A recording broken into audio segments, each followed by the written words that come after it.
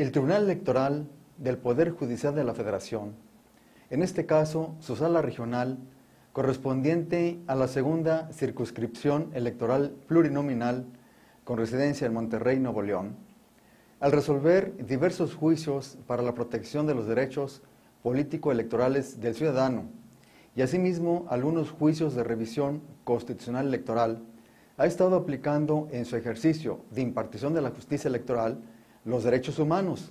consagrados en el artículo 1 de la Constitución Política de los Estados Unidos Mexicanos. Por tanto, el tribunal tiene ya varios casos de aplicación práctica y obligatoria de esos derechos fundamentales,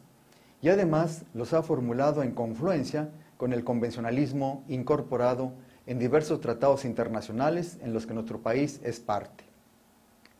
Sin olvidar que desde luego pueden existir distintas maneras de aplicar en casos concretos y vigentes los derechos humanos, en este comentario selecciono una de tantas ejecutorias recientes que ha generado el mencionado Tribunal Electoral para ofrecer una reseña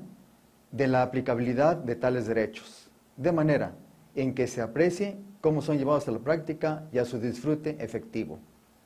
Así, en el caso en comento, en primer lugar, el tribunal formuló una consideración en el sentido de que impere ante todo el interés jurídico de la persona, conviniendo en que es un presupuesto procesal que debe configurarse e interpretarse de la manera más favorable a efecto de garantizar el derecho de acceso a la justicia y a la tutela judicial efectiva, agregando enseguida que la interpretación de las normas relativas a los derechos humanos sea de conformidad con la Constitución Federal y con los tratados internacionales de la materia, favoreciendo en todo tiempo al interesado la protección más amplia de sus prerrogativas. Luego, el tribunal se aboca a la materia electoral y sostiene que sus normas en el juicio ciudadano deben interpretarse en la forma más favorable a la persona, bastando que el enjuiciante cuente con un derecho político electoral, que aduzca que le fue conculcada tal prerrogativa y que la misma pueda ser reparada por el órgano jurisdiccional competente.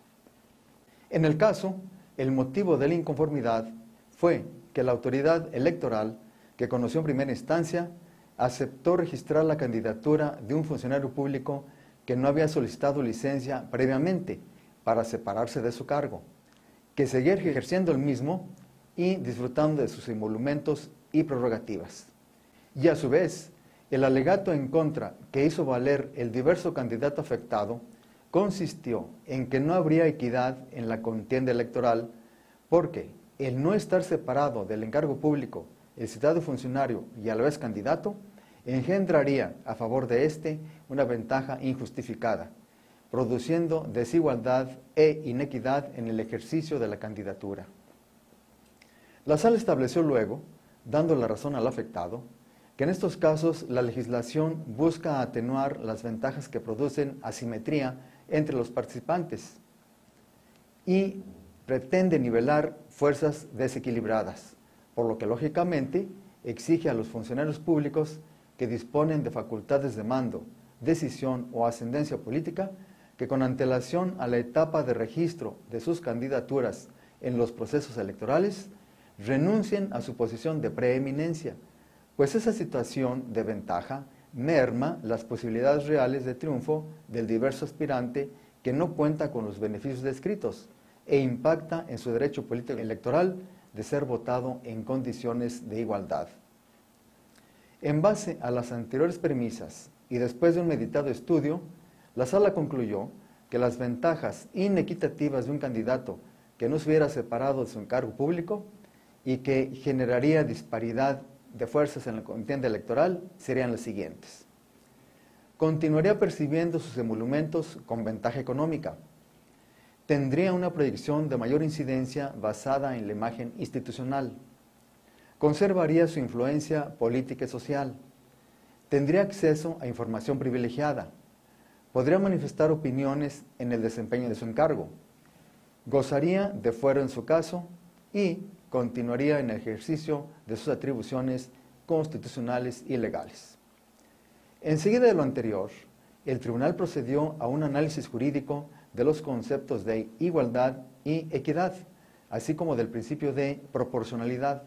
para concluir que a fin de asegurar un equilibrio entre contendientes, garantizándoles potencialmente las mismas oportunidades de triunfo, resultaba obvio que dicha finalidad no se lograría de permitirse que en los procesos comiciales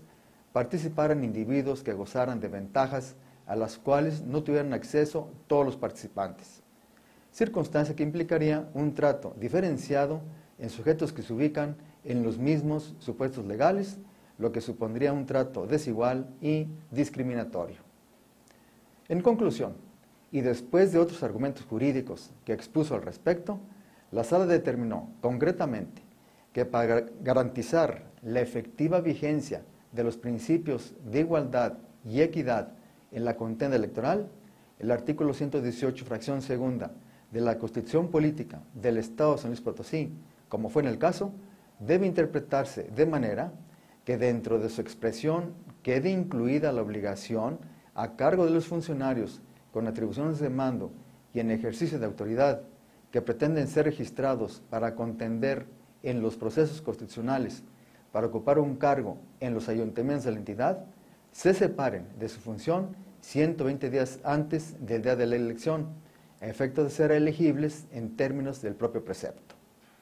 De manera que, como puede apreciarse, los derechos humanos encuentran un alto grado de aplicación en su ejercicio y en su práctica cotidiana ante los tribunales.